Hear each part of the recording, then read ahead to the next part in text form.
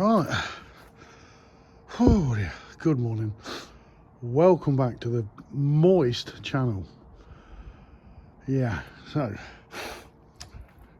little bit of a mini series here.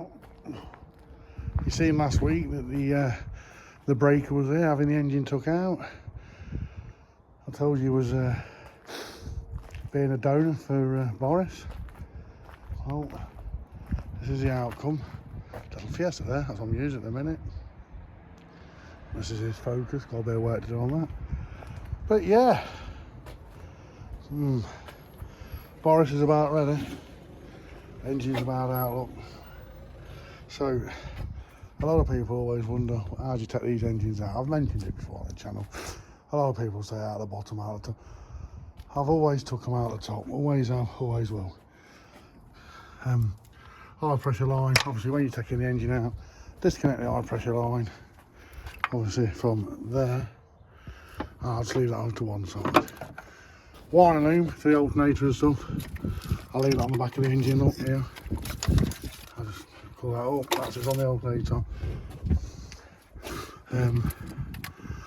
Yeah, move all this over there up. This is your loom. I always take how long it takes to take the battery tray out. Although it's loose, I'll take them out in a minute. But yeah, I leave, you can see, look, I still leave the passenger side drive shaft in. That's still there, as you can see, look. When it comes, I'll take the whole lot out. Obviously the engine's swinging at the minute, look, as you can see. So, just that one there. 21 in the middle, 4 15s down there, and then when the engine drops down, I'm just going to do all the little 15s that hold the engine mount on, well, gearbox mount. Take him out the top.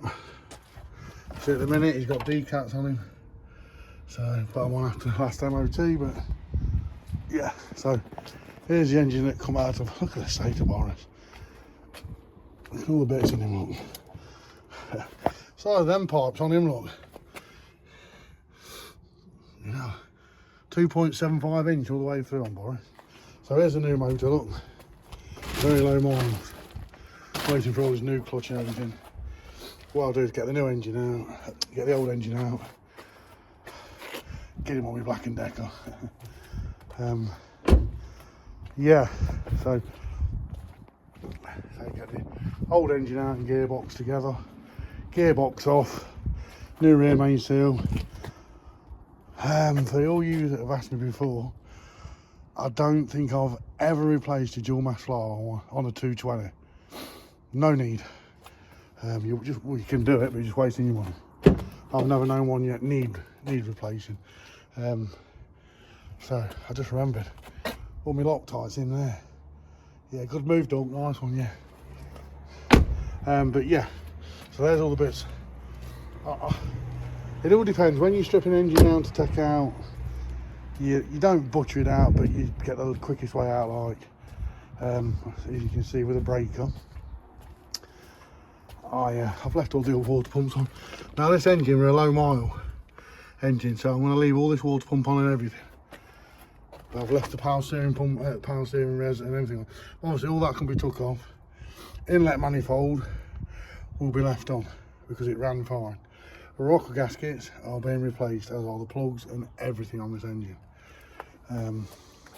I've not done the sump gasket in it. I am doing it in, but I'm not doing it until he's actually in situ, and then it'll be done. Front cap come off, always take the front cap off. Get that pain in the ass bolt there. Just there. If you know, you know. Rear cat is still on, so that'll all stay on. All the water transfer pipes and everything will stay on, all as was. So yeah, but yeah, when the engine's out, we'll give him a thorough clean. That's what I do. Look, one thing I can't stand is taking things out and you got pipes falling down. So a lot of people undo these clips here. Yeah, it's easy enough. Pull, twist and turn, but there's only 2 bolts holding these on. 1, 2. One there, look. Another one's here. Undo them 2 10mm, just pull them up there. And always cable tie everything out of the way, look. Right, so much easier. So, but yeah, they all have to come out. Since I've had this car, it's been coming up to 3 years. Yeah, it's always had a suspect head gasket. And then the other day when I cracked the header tank, it had been parked here for about a week, and with a noise.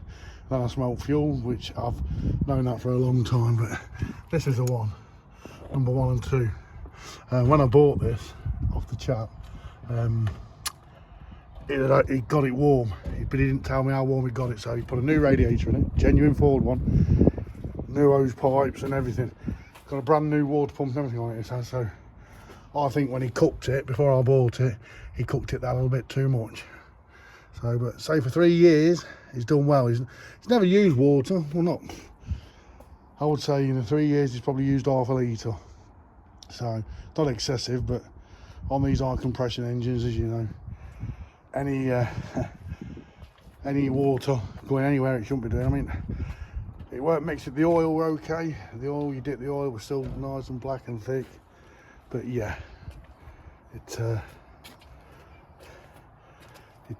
didn't do enough to cause alarm. So, yeah, okay, man. Yeah, so it didn't do enough to alarm, you know, do damage. You know what I mean? So, I mean, if I dip the oil now, you'll see it's still black. There's no white in it. There's no what would you call it? Creaming. Drain the oil in on. Got to drain the oil. But yeah, the engine inside, it's like new inside and everything. So, oh dear, just move that out of the way. But I'm just, this one, it was where it had gone. It was just, I think it had gone across the water jacket and across into compression. So it was just building it. I got, if you can remember rightly, on this, I've got that little catch tank that sits there. Now the other week, I screwed it off at the bottom, because this all screws off, it's here, look. That's why you see I've left it in an upright position, look. But he was full of gain A's. So, I mean full to the brim, the dipstick were full.